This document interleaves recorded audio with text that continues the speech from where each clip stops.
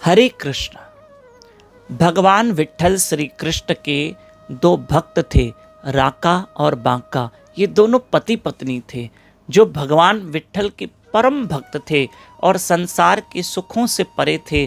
बस उनको तो आत्मिक सुख जो प्रभु की भक्ति थी वो उनको प्राप्त थी और वे उसी में आनंद लेते थे और जंगल में जाके कुछ टहनियाँ लकड़ियाँ काट के आते थे और उसी से ही उनका गुजरान होता था। एक दिन संत नामदेव जी ने भगवान विट्ठल से कहा, प्रभु, भक्त राका और बाका पति पत्नी पर आप दया करो, उन्हें कुछ संसार के सुख मिल जाए, कुछ धन पदार्थ मिल जाए, क्योंकि वे बहुत गरीब है, निर्धन है।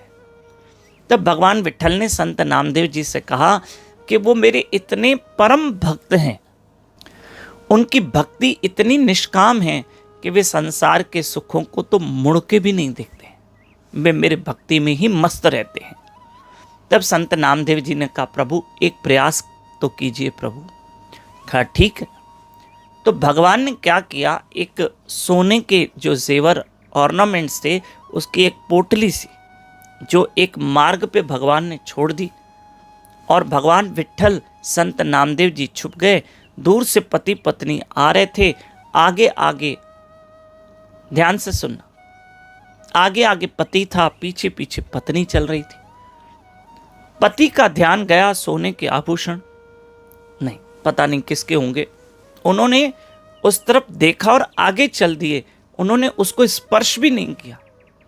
पर मन में एक विचार आया कि सोने के आभूषण है, इसको मिट्टी से ढक दो, कहीं ऐसा ना हो कि मेरी पत्नी के मन में कहीं एक विचार ना आ जाए कि ये सोने के आभूषण उठा ले, कहीं विचार ना आए।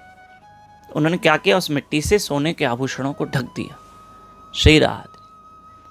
तब पति आगे बढ़े, पत्नी पीछे पीछे आई, तो उन्होंने पति से पूछा, सुनो सुनो जी, आपने ये मिट्टी में क्या ढक दिया? बोला, सच बताऊं, इसमें सोने के आभूषण थे।